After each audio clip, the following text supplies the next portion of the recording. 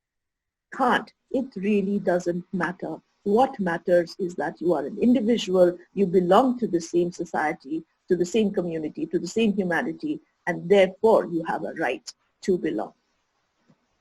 So, inclusion and diversity, like I was talking about the whole planet Earth, and there's so much of diversity in that, but everything is included. So inclusion and diversity are the two sides of the same coin.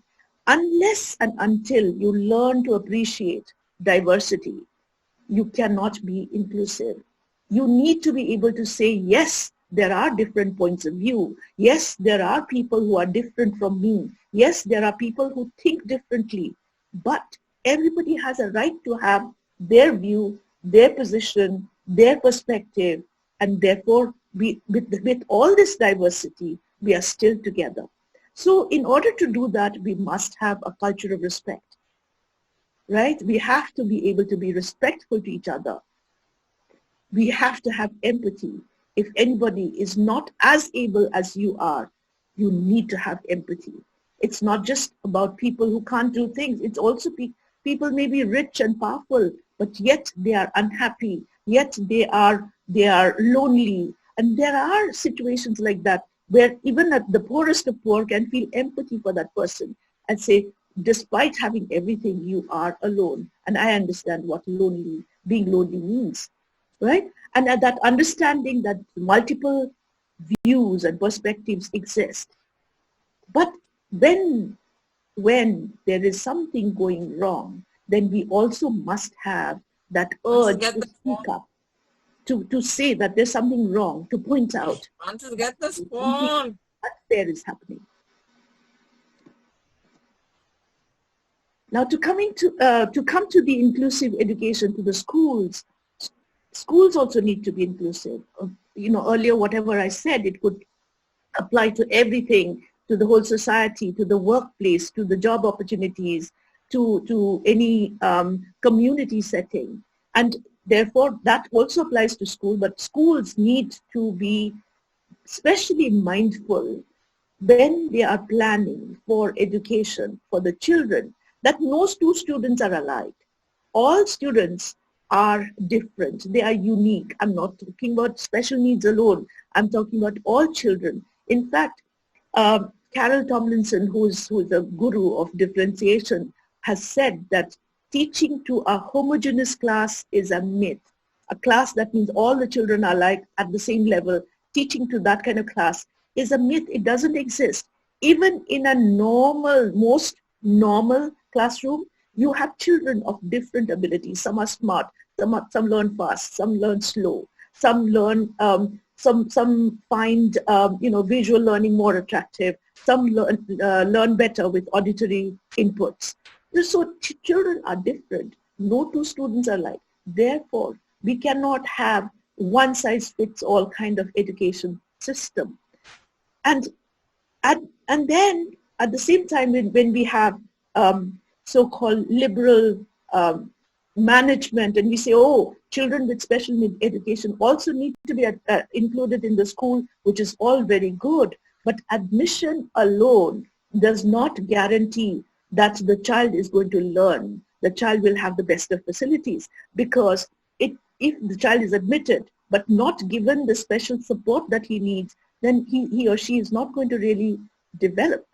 So, these kind of situations have to be carefully thought through, and you need to give the opportunity to each child the kind of support he or she needs to be the best that they can be. So, but there has to be this firm belief that all children can learn.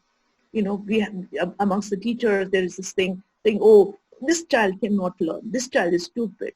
There must be a way that the child learns that we need to find out. So there is that oft quoted saying that if I can't learn the way you teach me the way I learn. So the schools need to figure out what is the way the student learns.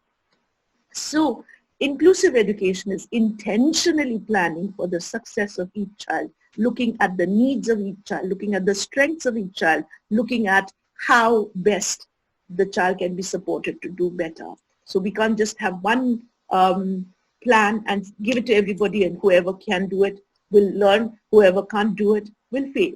We can't do that. Inclusive education means that we are looking after the needs of every child.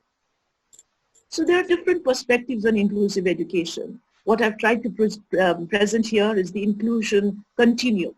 On the one side of the arrow, you have segregation. On the other side, you have inclusion. So segregation means that the child is for himself. It is, the child does not have any social setting or social surroundings where he can communicate or interact, collaborate with the others. And then you have on the right side, you have inclusive setting where all children learn together. All right. Now, but I've also said that we need to give the children the best way that they can learn. So depending on the needs of the child, the child can be placed anywhere in the continuum. If the child is somebody who learns best in a one-on-one situation, then obviously somewhere in between or on a one-on-one basis, the child will be placed in this continuum. If the child is able to interact with more people, you can bring him to more right of this continuum. But it should be the deciding factor on where you place the child, from a learning center to a regular classroom or in a segregated classroom. The deciding factor should be the need of the child. How does the child learn best? That should be the factor, not what the school has. The school just will have a few straight-jacketed slots and the children are fitted in. Shouldn't be that. It should be the other way of looking at it. What does the child need and where do we place him or her? You would have seen this illustration. It's been talked about so many times. But this is such a classic example. I mean, I can't think of anything better. The classic example of how most people seem to think this is fair. You're setting one rule for all. You're saying everybody has to take this exam of climbing that tree. So it is fair. Everybody is given equal treatment. But when you see this lineup, how does a monkey compare to an elephant compare to a goldfish in climbing a tree? So it is not fair. You are giving equal treatment, but that is not fair in the situation which is so evident, right? So then fairness and equality, is that the answer? I'm presenting here the other concept, not just equality of equal support to all students, but equity of what does each student need, what kind of support, more or less, what kind of support each child needs. So more than equality, it is equity that we need to look at, because what makes a child develop, go further, and actualize his capability, that is what we need to look at, not just provide equal opportunities and be done with that. So here is a lovely picture of 3 children wanting to watch a baseball game, and they all have the same equal support. So, but then you can see in the first picture, although the 3 children are standing on the same support, that's the same level stool, there's one who's definitely benefiting, there is one who's almost benefiting, but there's one who's not benefiting. And look at the second picture of equity, where you give more support to the child who needs more, and you don't need to give support to the child who doesn't need. That's the second one. But then what is creating that barrier to inclusion is the wall. When you break down the wall, all 3 children are able to enjoy the game of baseball. So what is our takeaway from there? We need to remove barriers to inclusion. But when we say barriers to inclusion, what do we mean? We need to ensure access, right? So access can be physical infrastructure as in the case of a ramp, as in the case of a door through which the wheelchair can go, And then we need to ensure access using technology. the computer to type in or to write in, they're able to write as well as anybody else. Or that when you have children who are not able to communicate, with the help of technology, they are able to communicate. So these are ways of ensuring access which really furthers inclusion. And at the same time, we also need to work on changing mindsets. Mindset, or how we think, is such a barrier to inclusion because we set benchmarks. We talk about who will fit and who doesn't. But we need to give that up, that kind of thinking, and we need to focus on how can we help individuals to thrive. Each individual needs to be supported according to what he or she needs. So that commitment to diversity, commitment to inclusion, commitment to access, and commitment to equity, this is what is required for bringing about a change in the mindset. In India or in many places, we talk about quota, special needs quota. There are reservations, etc. That does not automatically ensure inclusion. There is a quota. Yes, you get the job, or yes, you go into the classroom. But what does that mean when there is no support? When there is no special allowances, accommodations, adaptations made to make sure that you actually benefit from that situation, quota and reservations do not mean anything. And therefore, we need to change that mindset that we are talking about providing support to the people who need special support to the extent they need the support, and not just have these blanket rules which on paper it seems fine. Oh, equal opportunities for everybody. But as I said, equal opportunities do not necessarily mean inclusive setup. And the other thing that we can do is to speak up and advocate for inclusion. We need to encourage this inclusive mindset. When we talk to friends, talk to people, talk to any audience, we need to talk about how we need to get out of this straight-jacketed thinking and to have an all-encompassing inclusive mindset. We need to promote and celebrate diversity. There is diversity in the world, amongst us, amongst nature, all around us. We need to accept that diversity and not just look for who fits, who is very much like me, who is part of that small clique. Then we become secluded. We create more segregation than inclusion. So therefore, accepting, promoting, celebrating diversity is the way to go forward. And then maximize connection, talk to people, interact, build networks, be visible as people who believe in inclusion, as parents who are striving for inclusion for their children. Be visible in the community. Come out with the children. Do not ever keep them closeted in the homes. So that way we can minimize fear, because other people who have no exposure to anybody with special needs, they fear the unknown. They don't know how or who that child is. They don't know how the child will react. They don't know how they should behave with the children.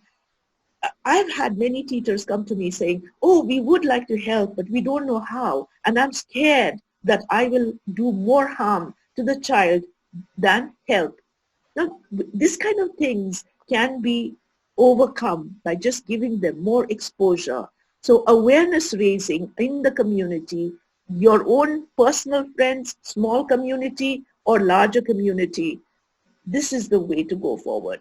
Maximize connection, build awareness. So it is a journey of inclusion. It is a journey, and we are all in it together. It's not simply about political correctness. It is, nowadays every organization that you look at, they say, oh, we have inclusive policy or inclusive growth. We believe in inclusive growth. So everybody has to say inclusion. Even governments say that. They've signed treaties which says inclusion. So because they want to be politically correct. But it's not about that. It's not about being politically correct. It is actually fundamental to humanity. it is fundamental to positive growth, because society will grow when you take everybody together. As I said, Prerana exists even after 10 years, and it will continue to exist because it is the community working together to keep it going. So when you segregate and then just take a few, when you don't have the whole community with you, then it is not possible to keep that continuity. So it is imperative for positive growth. You need to have everybody together, and that's why inclusion is so necessary for the whole of humanity to work together, to live together, and to continue to grow together. And Prerana works towards making this a possibility. It's organizations like Prerana, volunteers like you have here, families that are committed, that makes inclusion a possibility, a reality. And therefore, I would say thank you to everybody for being there today and for being there for all Prerana activities. This is what I would like to say and conclude here. Thank you. Thank you, Sarojji, for giving us a very good insight about the inclusion, taking us through the journey. And I think probably all the audience have really enjoyed listening to you with very good explanation. I would like to just share, there were about few questions which has come up from the parents. I think those questions, few of them would have got answered. Maybe to get a more clarity, I will share the question with you, for which I would request you to kindly address. The first question is, which is more difficult as per you, inclusion in schools or inclusion of the children in workplace and society? Which is more important, inclusion in school or workplace? Exactly. I don't see this as one being more important than the other. I think everything is important. When you talk about inclusion in society, the school, the workplace, everything comes within that society. So we need to accept all people with special needs as part of the whole society, whether it be in school, whether it's in the workplace, or whether it is just being part of the community. Did I get the question right? Yeah, I think that's right, G. The second question I have is, does inclusion help the other students in the classroom also? Totally. I think what we lack in our school education now is this experiencing empathy, talking about these finer emotions of relating to other human beings, understanding each other.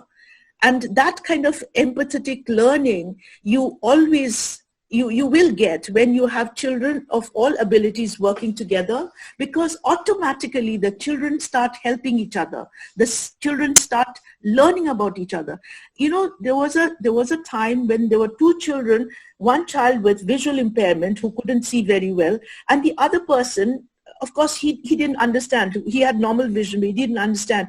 And one day, when he wore dark glasses and he had to negotiate the classroom, he suddenly said, I realize now what the other child has gone through, what my friend goes through every day, because his vision was impaired, and that made him realize. So, otherwise we grow up in these little ivory towers where everybody is healthy, everybody is happy, everybody is rich, everybody has everything that you need.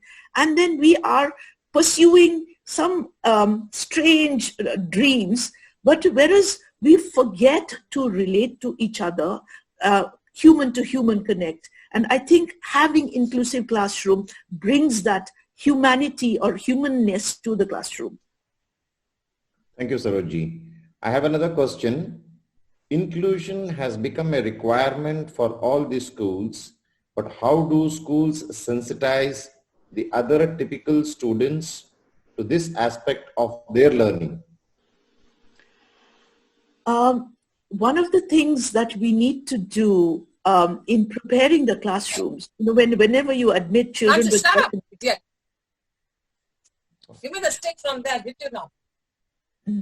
whenever we have children with different abilities in the classroom, we need to sensitize everybody.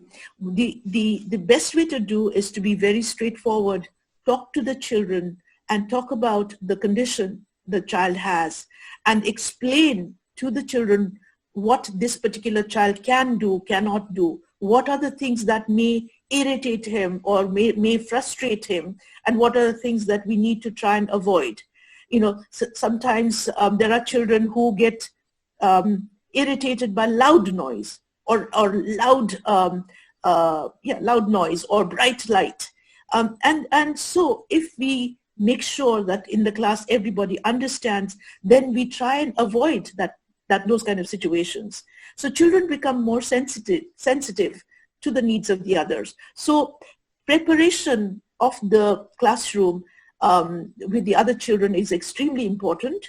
Similarly, even in a workplace, if there is going to be somebody who has special needs coming into work, it is important to inform everybody about why that person reacts in a different way or behaves in a certain way or does things in a certain way, so that the others don't have wrong expectations. So preparing the community around is very important, whether it be in the classroom, whether it be in the workplace, anywhere. Thank you, Saroji. I have the last question. How is the gap between teaching the subject and teaching it the inclusive way bridged? I'm not sure. Teaching in the inclusive way, does it mean in a integrated teaching learning? That is, it's like non-silo, because when you're teaching subjects, you're teaching English, math, history, geography, physics. So that is domain specific. So that is silos. And then when you're teaching in an integrated manner, like you do when you're doing projects, and when you're doing one project, depending on what the topic is, you would have many domains covered at the same time, like the history would be covered, English would be covered, math would be covered, fine arts would be covered, technology would be covered. So many things can be covered. So that is integrated learning. So I'm not too sure whether I understand the question. Teaching in an inclusive way, covering all domains, is it different from... So I don't know if there is... The person who asked the question, if he or she could come forward, would be great. Yeah. Neetaji, do you have any idea whether the person is there, or maybe... I'll explain their question. Yes. Okay. What I mean is, when you go to the higher classes, the subjects get very deep. Mm-hmm. At that time, how does the teacher adapt the strategies that are being used in the lower classes? Because they're definitely time consuming, and the teachers in the lower classes are generally trained for it. So how do they adapt those techniques to be able to apply them for children in the higher grades, middle school onwards? Okay. Now what happens is, when you give remedial support to the children right from the beginning, from in the lower classes itself, the children learn the technique of coping with it, dealing with it. So they become a little more independent by the time they reach high school. Now, when we say inclusive education, opportunities for all, I did say right at the beginning, we have to give the child what he or she needs, the support he or she needs to become the best he or she can be. The best need not all be high school degree with whatever, 90% marks. It needs to be what the child needs. There are some children who would need functional education to go through life. Some children would need a little more than that. Some children may need to prepare for college and university. So therefore, you can't have one answer. Since we are saying each child is unique, we can't have one answer. The children, when they get a lot of remediation in the lower schools, by the time they are in the high school, they are able to cope with it on their own a lot of the times. But still, having said that, they need support. And they need support in terms of extra read, maybe somebody to read to them, maybe somebody to write for them, maybe somebody to discuss, and depending on what kind of learners they are. So yes, those who show inclination to go for higher studies, they will be able to cope. The teachers need not necessarily have those skills to be able to realize, but then usually if a child has had an IEP, the Individualized Education Plan, there would be a special educator who would follow him through, so that she or he would explain to the other teachers, these are the needs of the child, this is how the child needs to be taught. Yeah, so in that sense, in a collaborative sense, we should be able to manage. But it is difficult. I'm saying it's not cakewalk. It is a difficult task, but just because it's difficult, we can't say we won't do it, right? More the challenge, then the better should be our effort. Thank you, Saroj, for answering the question. What I would request all the parents and professionals and volunteers on the screen, if you still have any questions which remains, don't worry. Please send us the questions preranacga@gmail.com to us, and we will make sure that we will get the answers for you in a time. And on behalf of Team Prerana, being the family member, Dr. Saroj, we thank you very much for being with us and giving us more knowledge about the inclusion. And it's always nice being with you. And for the parents, I would like to share with you, we shall be having more interesting topics from tomorrow, which you have already seen. We have been posting every day, 2 days in advance, the topic of the subject which will be covered to the benefit of you, with the points which will be covered during the topic lecture, so that you can ask your questions in advance. Please send all your questions to Meetaji so that we consolidate them and make sure that we answer all the questions. The journey has been good with all the parents, professionals, and volunteers. I thank you all once again, and I think probably thank you, Saroj, once again, and thank you all for joining us. Good evening. Have a pleasant evening. Namaskar.